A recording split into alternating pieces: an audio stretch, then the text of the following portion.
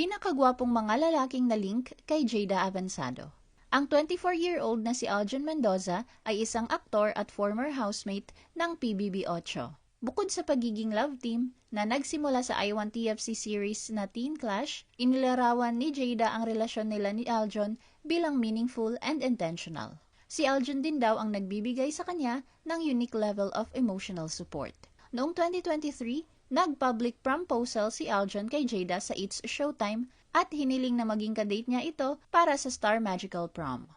Nagsimula ang rumored relationship ni Jada at Dylan Minor sa tambalan nila sa series na Project Loki, kung saan ginagampanan nila sina Lorelai Rios at Loki Mendez. Bagamat madalas iugnay ng fans sina Jada at Dylan dahil sa kanilang chemistry, diretsahang itinanggi ni Jada na sila ay nagde-date.